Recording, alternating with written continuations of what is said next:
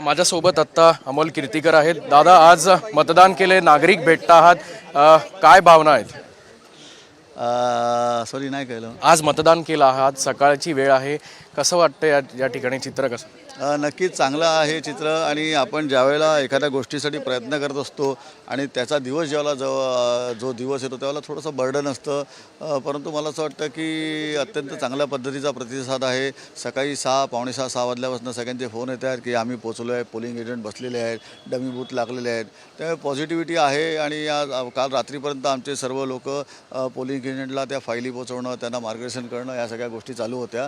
आणि अत्यंत चांगल्या पद्धतीने मतदान हे मशालीला होईल याची मला खात्री आहे. गेल्या अनेक वर्षापासून तुम्ही वडिलांसाठी प्रयत्न केले, त्यांच्यासाठी कष्ट घेतले, ते कार्यकर्ता म्हणून त्यांच्या नेहमी भक्कमपणे त्यांच्या मागे उभा राहिला होतात.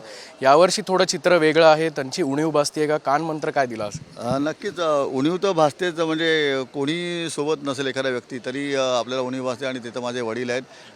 जरी मनातनं ते मुलगा म्हणून मला त्यांचा आशीर्वाद असला तरी वैयक्तिकरित्या ते प्रचारात माझ्यासोबत नाहीत, कारण ते वेगळ्या पक्षासोबत आहेत. उणीव तर नक्की भासते, परंतु मला असं वाटतं की माझ्यासोबत त्यांच्या वयाचे, त्यांच्या अनुभवाचे अनेक शिवसैनिक आहेत, अनेक महाविकास आघाडीचे पदाधिकारी आहेत. आणि मला असं वाटतं की त्यांच्या माध्यमातून हा विजय आमचा नक्की होणार आहे. गेल्या काही दिवसांपासून खरी खोटी, पक्ष कुठला, हा कुठला, असे अनेक आरोप प्रत्यारोप झाले होते. या आरोपांकडे तुम्ही अतिशय भक्कमपणे उभा राहिलात, तसं उत्तरही दिलं. 4 जूनला हेच सगळे हेवेदावे जे आहेत ते तुमच्या बाजूने लागतील असा विषय? 100% लोकांनी ठरवलेलं आहे. महाराष्ट्रातल्या, मुंबईतल्या लोकांना ह्या गोष्टी आवडलेल्या नाहीत, तोडफोडचं राजकारण.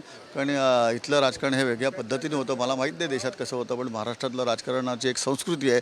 ती संस्कृती मोडण्याचं काम काही महिन्यांपूर्वी, काही वर्षांपूर्वी झालेलं आहे. आणि त्याला उत्तर नक्कीच महाराष्ट्रातले मतदार देतील.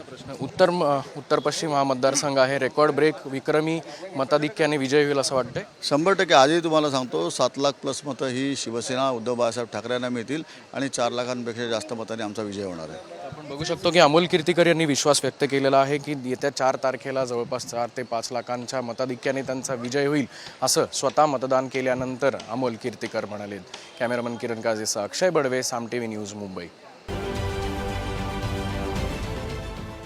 देश विदेशातील प्रत्येक घडामोडींचे लाईव्ह अपडेट मिळवण्यासाठी आता साम टीव्हीच्या सर्व सोशल मीडिया प्लॅटफॉर्मला लाईक, फॉलो आणि सबस्क्राईब करा.